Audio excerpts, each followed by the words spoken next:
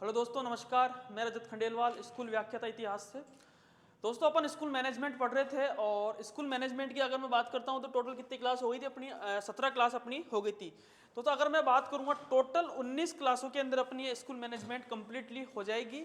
और आप भी देख रहे होंगे कि बिल्कुल मैं सिलेबस के अकॉर्डिंग एक एक चीज़ करवा रहा हूँ और बिल्कुल पॉइंट टू पॉइंट जो अपने सिलेबस के अंदर दे रखा है वही सारी चीज़ें जो बिल्कुल शॉर्ट में और बिल्कुल मिनिमम कंटेंट व मैक्सिमम क्वेश्चन से जो हमारा एम लेके चल रहे हैं वही हमारा मेन मोटो है। और दोस्तों लास्ट में ध्यान रखना, मैं कंप्लीटली 19 क्लास में अगर मैं करा दूंगा उसके अंदर फिर अपन एक क्लास के अंदर पूरा रिवीजन यानी 1 या 2 घंटे के अंदर पूरी मैनेजमेंट के रिवीजन कराने की कोशिश करेंगे। तो दोस्तों बने रहिए रजत खंडेलवाल चैनल पर। और आपको यहाँ फर्स्ट ग्रेड का जो फर्स्ट पेपर है वो आपको यहाँ पे करवाया जा रहा है।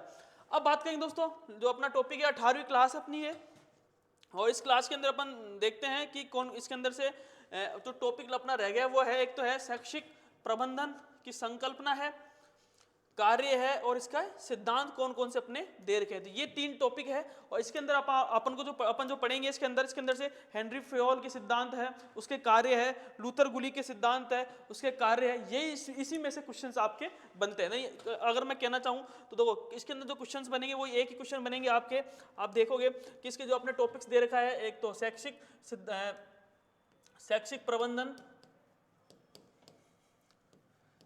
प्रबंधन के सिद्धांत, की संकल्पना, शैक्षिक प्रबंधन की संकल्पना है, ठीक है। एक ये टॉपिक है अपने से सिद्धांत है और कार्य है। ये 3 अपन बात करेंगे इसी के इसके अंदर पढ़ने होंगे। एक कार्य है, ये अपन को पढ़ना है इस चैप्टर के अंदर। और सबसे इंपॉर्टेंट तो है लूथर गुलिक, एक तो है लूथर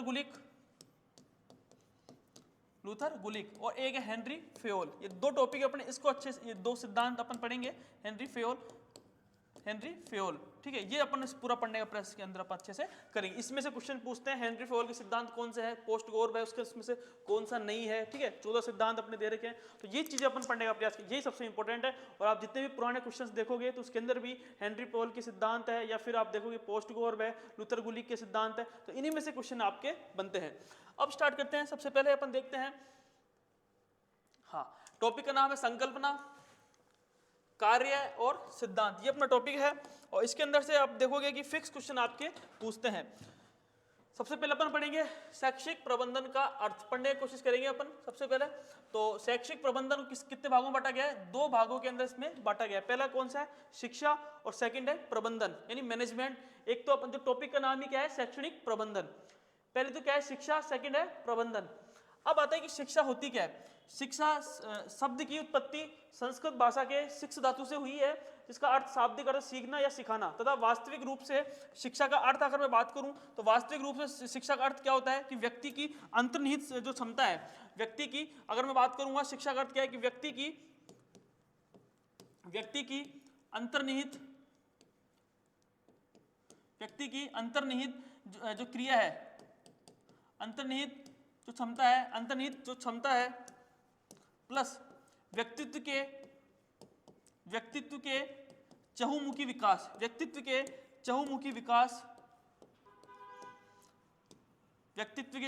विकास करना, ये आप देखोगे कि क्या कहलाती है? शिक्षा कहलाती है। दोस्तों ध्यान रखना कि व्यक्ति की जो अंतर्निहित जो क्षमता है प्लस उसका व्यक्तित्व का जो चहुमुखी जो विकास है वही क्या कहलाती है? शिक्षा आपके कहलाती है।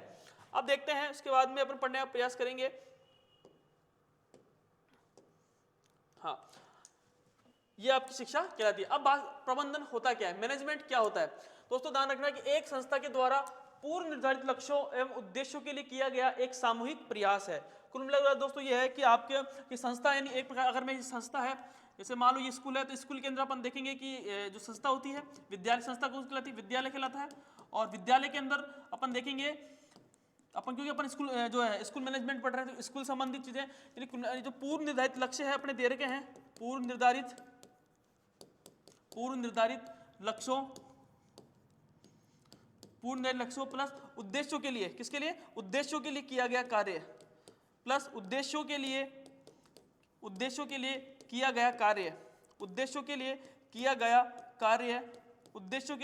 किया गया कार्य आप देखोगे क्या कहलाता है? हम देखते हैं प्रबंधन कहलाता है। अर्थात कुल मिलाकर बात यह है कि व्यक्तियों से कार्य करवाने की कला ही क्या कहलाता है? हम देखते हैं कि प्रबंधन कहलाता है। और दोस्तों प्रबंधन का मतलब क्या करना है, कैसे करना है, किसके द्वारा किया जाना है, इसी का ही सामूहिक जो प्रयास होता है, ठीक है ना, इसी का क्या होता है, सामूहिक प्रयास जो होता है वो क्या कहलाता है, प्रबंधन आपके कहलाता है। तो दोस्तों आप देखोगे जैसे आप स्कूल्स के अंदर जाओगे, संस्था प्रधान बनोगे, तो आपके प्रबंधन आप कैसे मैनेजमेंट करोगे, कैसे आप उसको मैनेज करोगे, तो कुल मिला के बात यह है कि पूर्व निर्धारित लक्ष्यों प्लस उद्देश्यों के लिए किया गया कार्य कहलाता है मैनेजमेंट कहलाता है।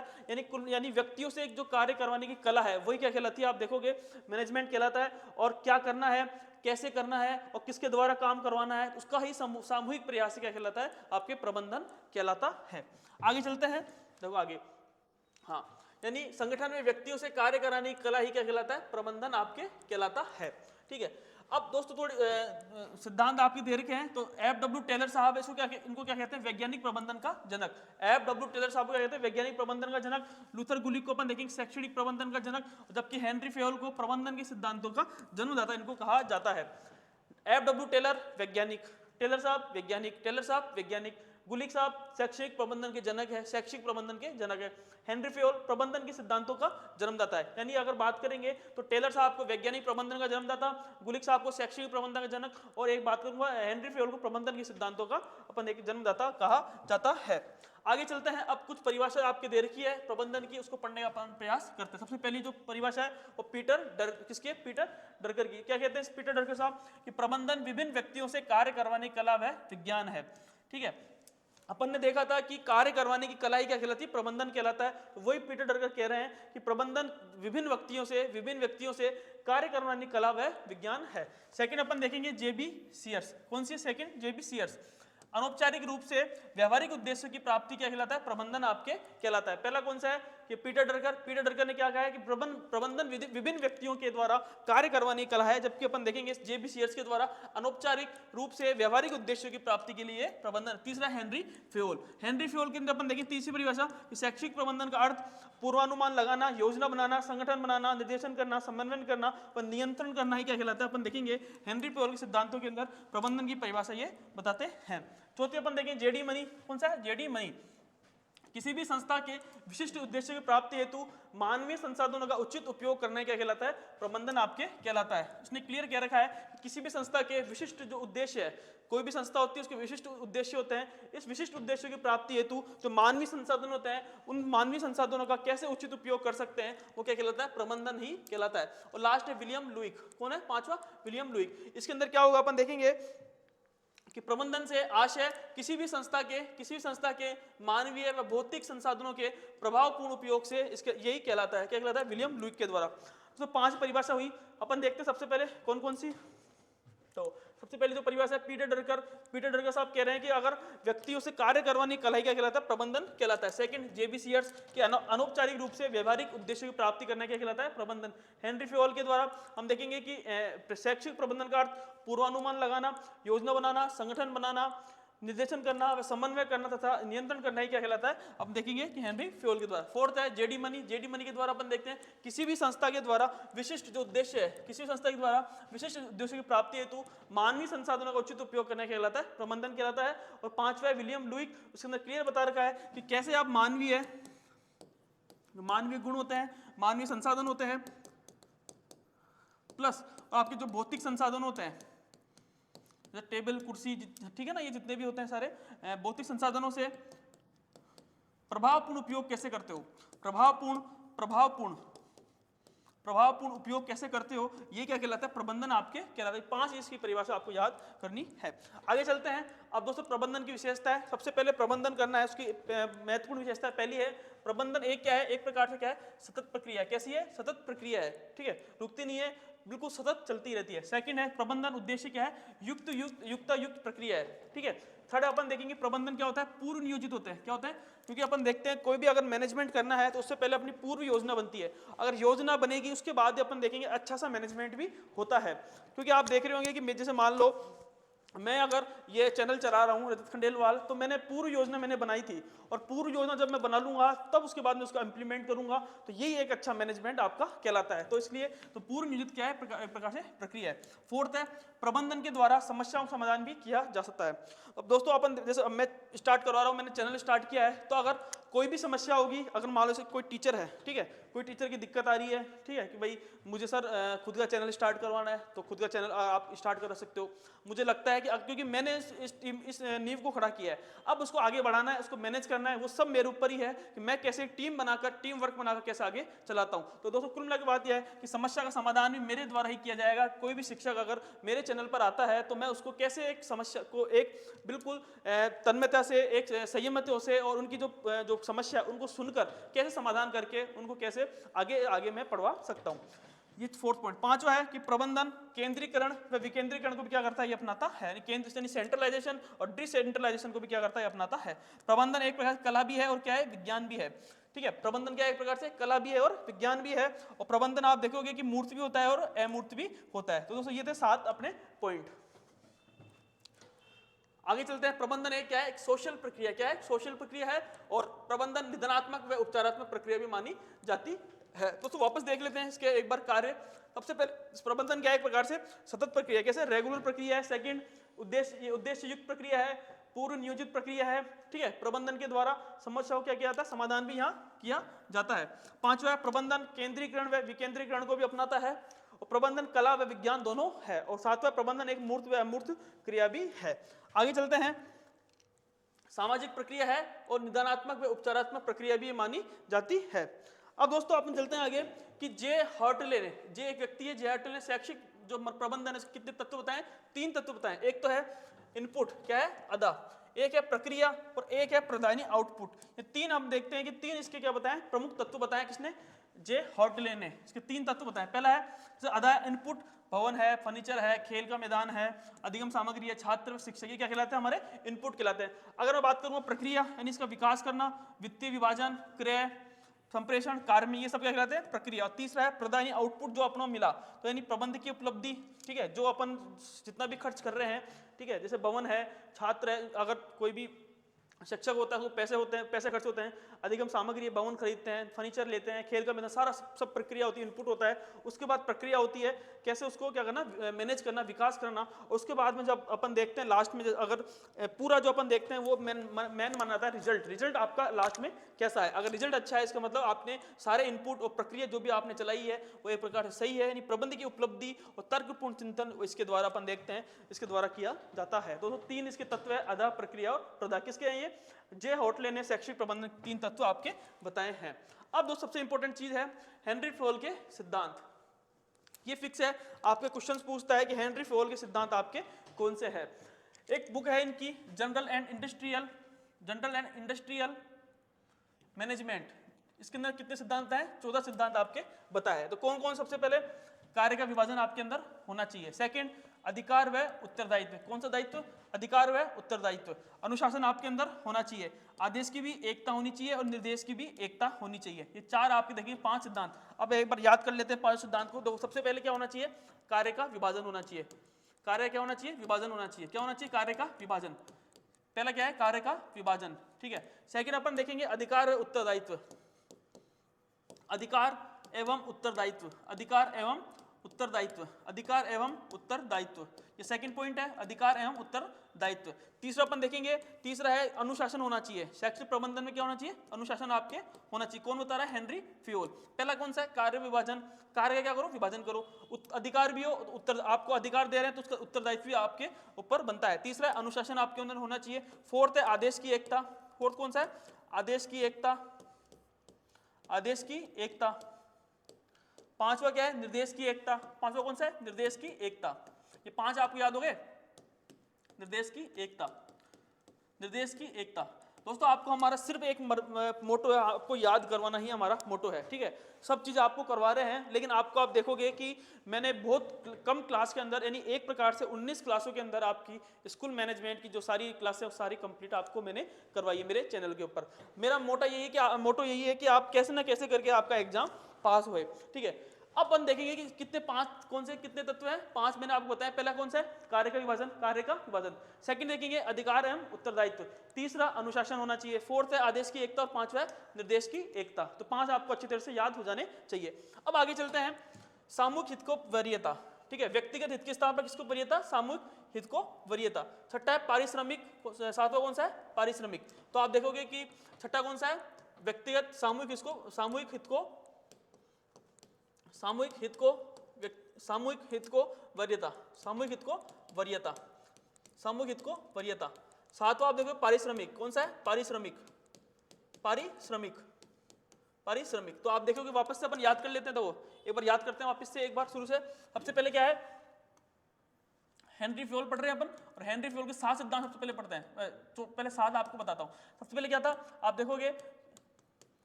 अधिकार व उत्तरदायित्व, ठीक है, अधिकार व उत्तरदायित्व, अधिकार व उत्तरदायित्व है, ठीक है। सेकंड अपन देखेंगे आदेश की एकता, निर्देश की एकता,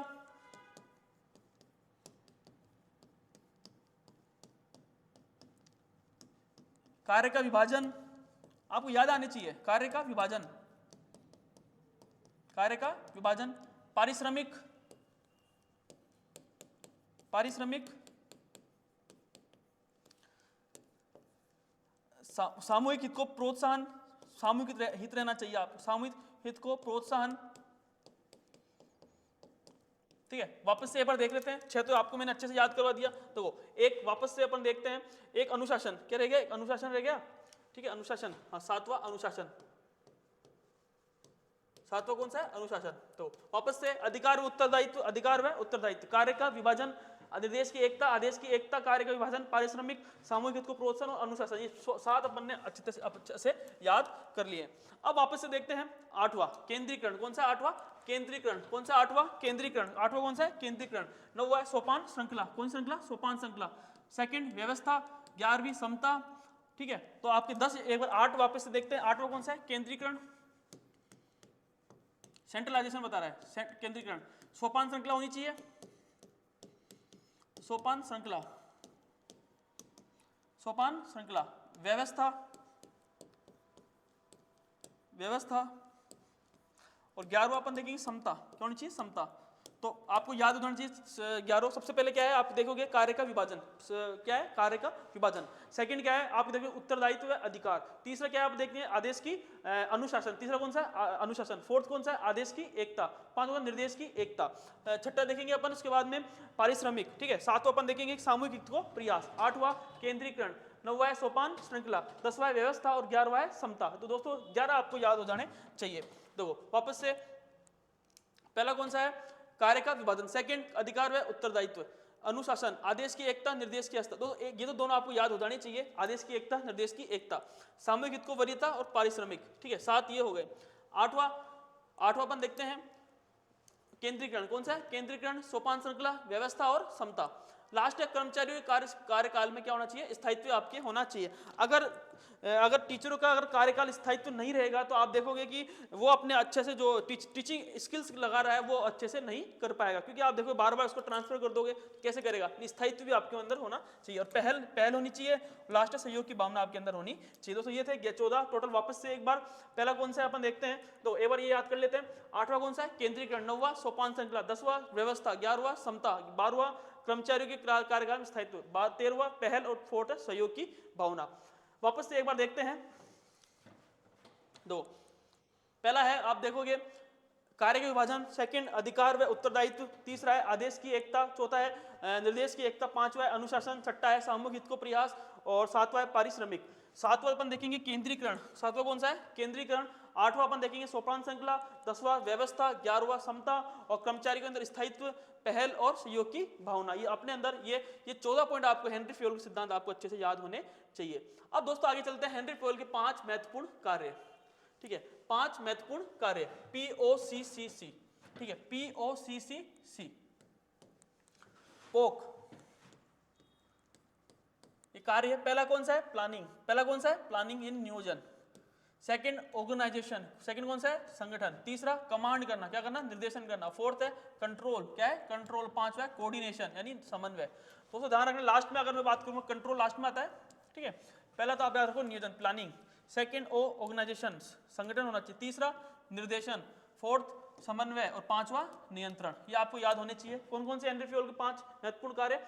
POCC यानी पहला है कोई भी काम होता है क्या होता है? नियोजन, प्लानिंग बनती है।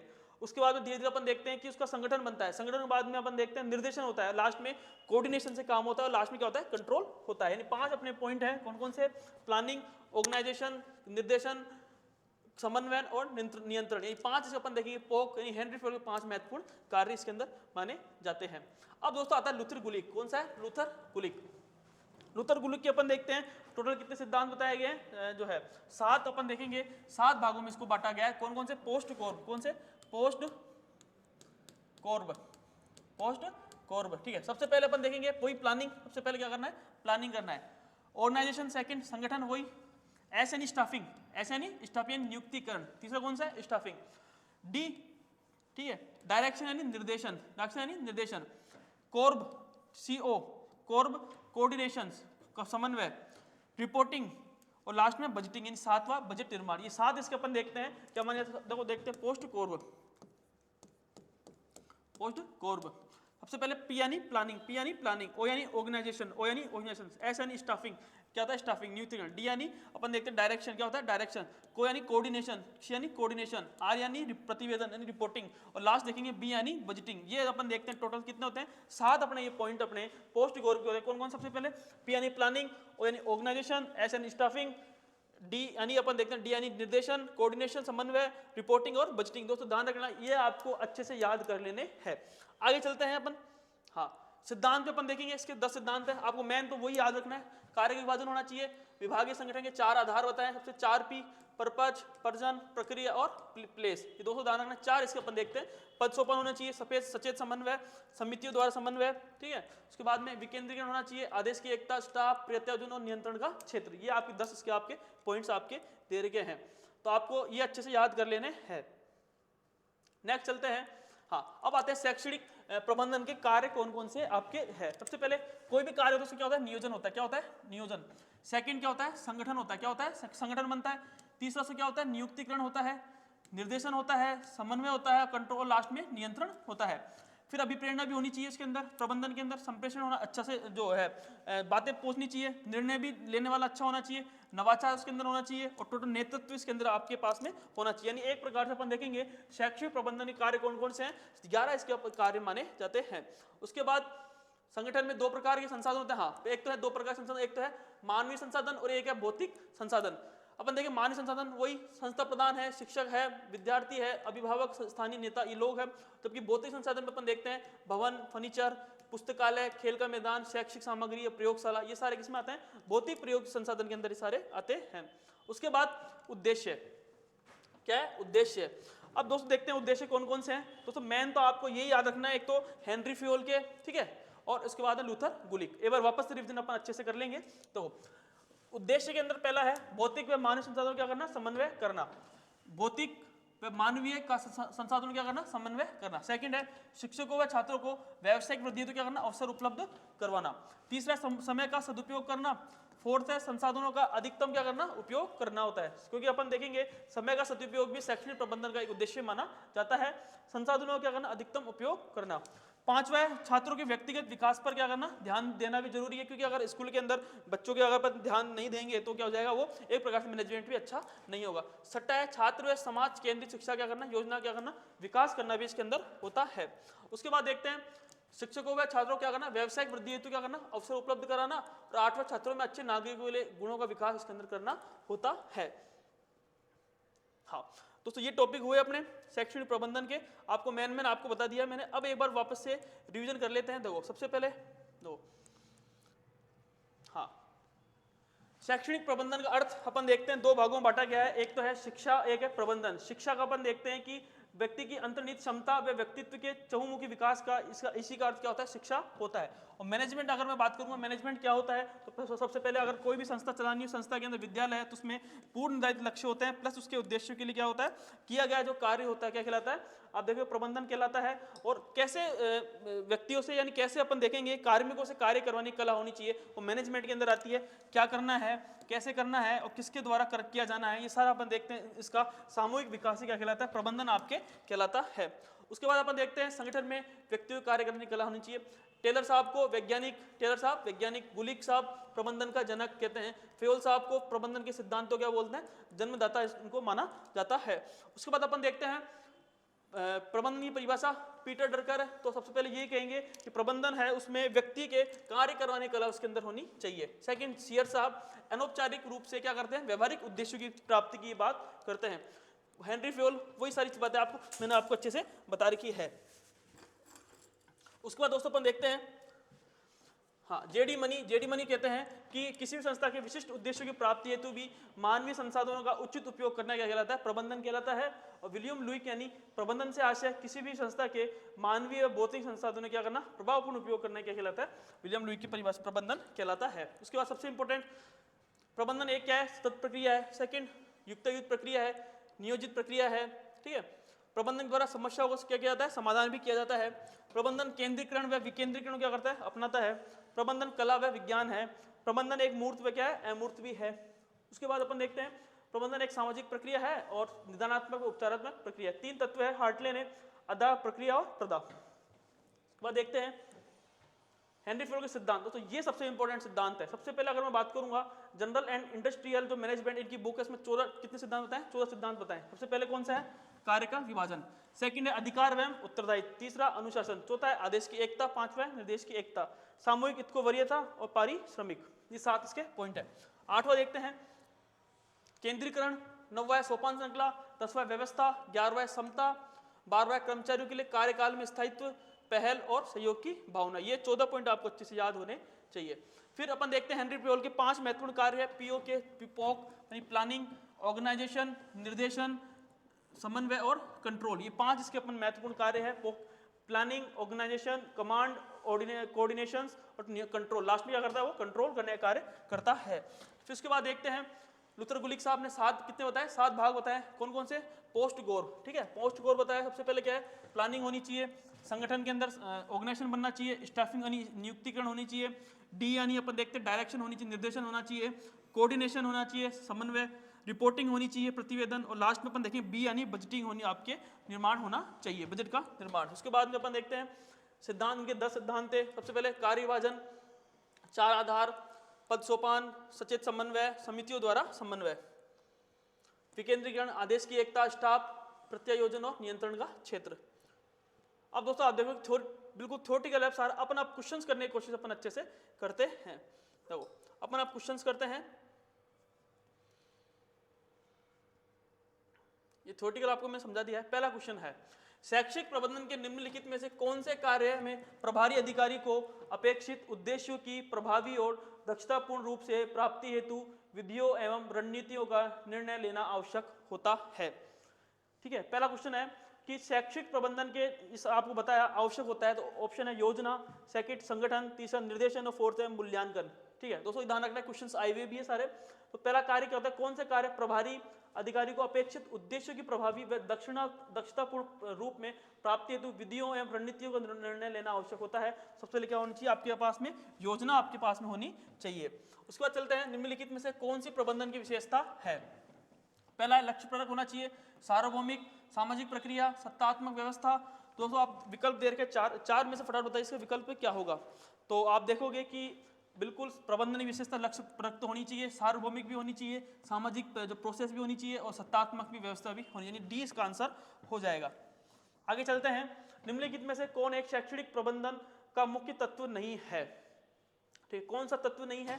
सबसे पहले देखिए, पहला है नियोजन, सेकंड है संगठन, तीसरा समन्वय और फोर्थ है ध्रुवीकरण। तो आप देखोगे कि नियोजन होता है, संगठन भी होता है, समन्वय भी होता है, ये ध्रुवीकरण आप देखोगे इसके अंदर आपके नहीं होता है। आगे चलते हैं, शैक्षणिक प्रबंधन के कार्यों में कौन सम्मिलित है। पहला है बजट निर्माण, आलेखन, निर्णयन और नियंत्रण। तो आप फटाफट बताइए इसका आंसर क्या होगा। तो इसका आंसर वही चारों इसके अंदर अपन देखते हैं, इसका आंसर हो जाएगा। नेक्स्ट चलते हैं, शैक्षिक प्रबंधन की विशेषता निम्नलिखित में कौन कौन सी है। पहला है नेतृत्वकारी, अमूर्त, सामूहिक, साधन, सामाजिक प्रक्रिया। तो फटाफट बताइए इसका आंसर क्या होगा। तो इसका आंसर दोस्तों अपन देखेंगे कि डी इसका आंसर हो जाएगा, यानी नेतृत्व भी होना चाहिए, अमूर्त, क्योंकि हम देखते हैं अमूर्त विशेषता है, मूर्त भी होनी चाहिए, अमूर्त भी, सामूहिक होनी चाहिए, साधन होनी चाहिए और सामाजिक प्रक्रिया भी इसके अंदर आपके अंदर होनी चाहिए।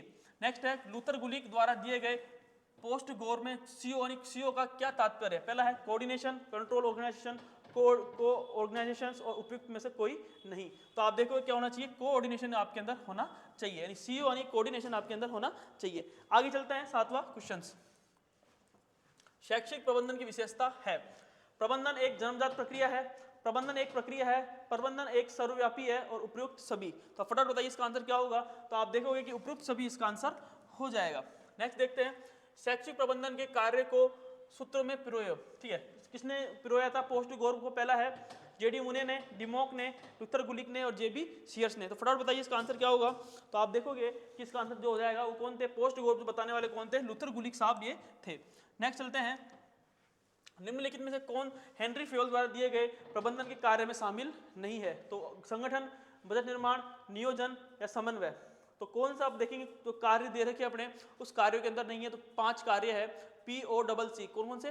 POCC, संगठन होना चाहिए, नियोजन होना चाहिए, समन्वय होना चाहिए और हम देखेंगे बजट निर्माण इसका आंसर हो जाएगा। यानी 90 क्वेश्चन के अंदर क्या हो जाएगा, बजट निर्माण इसका आंसर हो जाएगा। आगे चलते हैं मित्रों, तो हाँ, निम्नलिखित में से कौन सा कार्य शैक्षिक प्रबंधन से संबंधित है। पहला है विद्यालय संगठन, गतिविधियों की योजना, प्रणाली, नियंत्रण। ठीक है, शैक्षणिक प्रबंधन से है गतिविधि योजना, प्रणाली, नियंत्रण और विद्यालय संगठन। तो ऑप्शंस आपके दे रखे हैं, तो फटाफट बताइए इसका आंसर क्या होगा। तो आप देखोगे अगर कोई भी स्कूल होगी इसके अंदर संगठन होगा, ठीक है, गतिविधियों का नियोजन भी होगा और नियंत्रण भी आपके होगा, यानी संगठन होगा, नियोजन प्लानिंग होगी और कंट्रोल होगा, यानी तीनों आप देखोगे ABC इसका आंसर हो जाएगा। नेक्स्ट देखते हैं, निम्नलिखित में से कौन सा कार्य शैक्षिक प्रबंधन से संबंधित है। पहला है विद्यालय संगठन, गतिविधि की योजना, प्रणाली, नियंत्रण। तो आप देखोगे कि तीनों, संगठन भी होना चाहिए, योजना भी होनी चाहिए और नियंत्रण भी होना चाहिए, यानी D इसका आंसर आपके हो जाएगा। आगे चलते हैं, 12वां क्वेश्चन है, निम्नलिखित में से कौन सा हेनरी फ्योल द्वारा दिए गए प्रबंधन के कार्य में समाहित नहीं है। तो दोस्तों आपके बताए थे 14 सिद्धांत आपको बताए थे, उनमें से कौन सा कार्य इसमें समाहित नहीं है। पहला है योजना निर्माण, बजट निर्माण, समादेश और संगठन। तो आप फटाफट बताइए इसके अंदर, आप 14 पॉइंट आपको मैंने अच्छे से बताए थे। तो आप देखोगे इसके अंदर तो हेनरी फ्योल के बजट निर्माण के अंदर नहीं आता, जबकि इसमें आता है ये लुथर गुलिक के इसमें कार्य में ये आता है। प्रबंधन का गुरु आप देखोगे ऑप्शन है पीटर डरकर, लुथर गुलिक, SW टेलर और हेनरी फ्योल। तो इसका आंसर क्या हो जाएगा, पीटर जो है डरकर इसका आंसर हो जाएगा।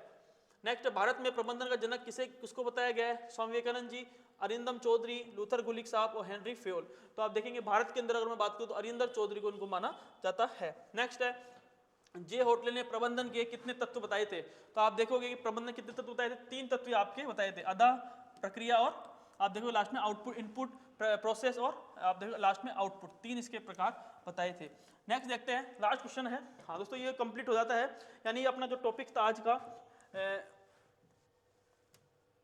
ये टॉपिक था शैक्षणिक प्रबंधन की संकल्पना, कार्य व सिद्धांत। अपन ने देखा सिद्धांत लुथर गुलिक के पढ़ना है, ठीक है, हेनरी फ्योल सिद्धांत पढ़ना है, कार्य पढ़ना है, अपन को 5 कार्य पढ़ने हैं उसके, ठीक है। ये सारी चीजें संकल्पनाएं, शैक्षणिक प्रबंधन की संकल्पना क्या है, परिभाषा क्या है, यही अपने सिलेबस के अंदर है। दोस्तों अपनी 18वीं क्लास भी आज ये संपन्न होती है। अब दोस्तों लास्ट एक क्लास और बच गई है, यानी TQM टोटल क्वालिटी मैनेजमेंट की क्लास और बच गई है। अब कंप्लीटली अपनी शैक्षिक जो स्कूल मैनेजमेंट की क्लास है वो भी अब कंप्लीटली होती जा रही है। दोस्तों बनाए रखें, धीरे धीरे अपने देखेंगे कि स्कूल जो फर्स्ट पेपर की तैयारी कर रहे हैं उनको अधिक से अधिक लोगों को जोड़े। तो बहुत बहुत थैंक यू, धन्यवाद। इसी तरह आप हमारे साथ रजत खंडेलवाल परिवार में बनाए रहिए। धन्यवाद, थैंक यू सो मच।